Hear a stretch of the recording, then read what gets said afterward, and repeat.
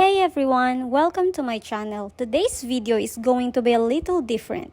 As you can see, this is a beautiful beaded pearl bag I made recently. And while it looks great, unfortunately, it didn't turn out as strong as I had hoped. So, today I'm gonna be undoing this bag step by step, and I'll explain why it's important to make sure your beadwork is durable. Let's get started! The first thing I'm doing is removing the strap since it's the easiest part to detach. I'll carefully snip the thread and slide the beads off, making sure not to damage them so I can reuse them later. Be sure to take your time when undoing your beadwork. The goal is to salvage as many beads as possible so you can repurpose them for your next project.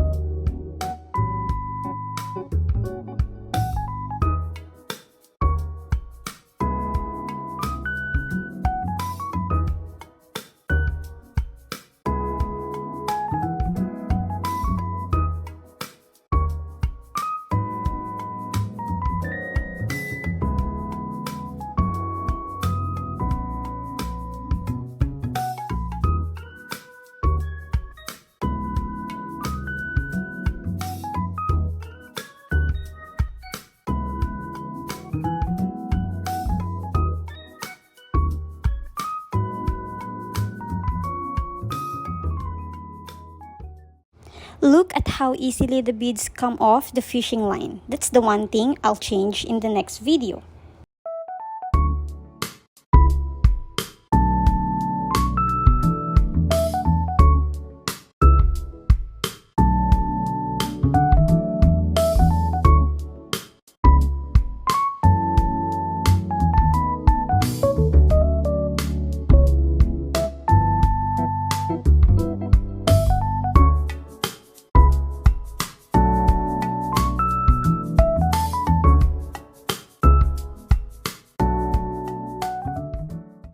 The next part I'm going to remove is the side part, so we can continue to the body part of the beaded bag.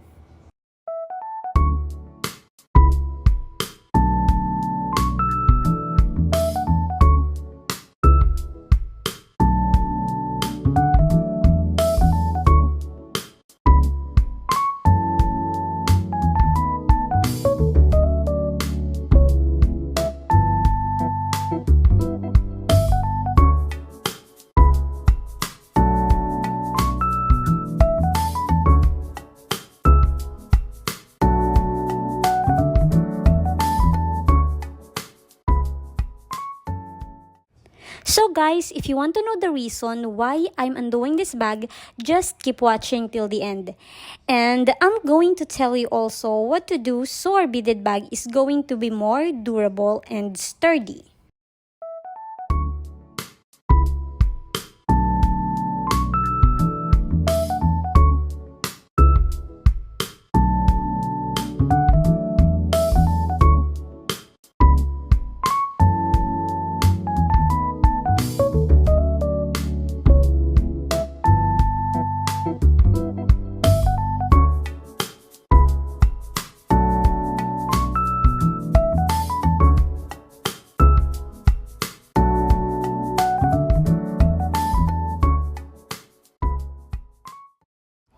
Now, I'm working my way down the bag, carefully undoing each row.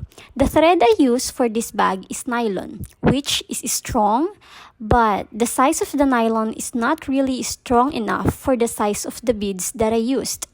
That is why it's also important to choose the right size of the fishing line.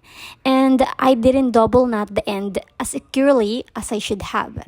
That's something I'll definitely fix in my next design.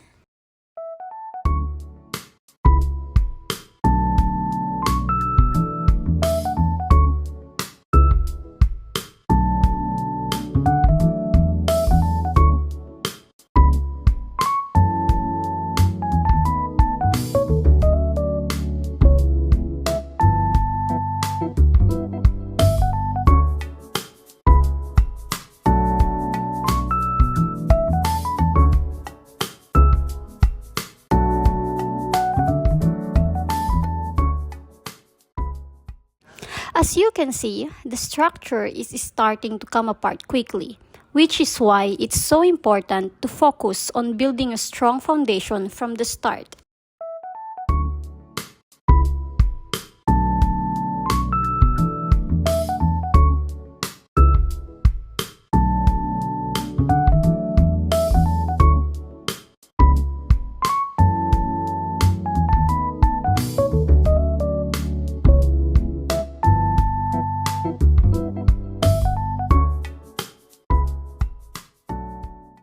So, here's the reason why I'm undoing this beaded pearl bag. I made this bag using a technique that while it looked great, it was too easy to break. I realized that the structure wasn't strong enough to hold up with the regular use. I want my designs to be both beautiful and durable, and this one just didn't make the cut.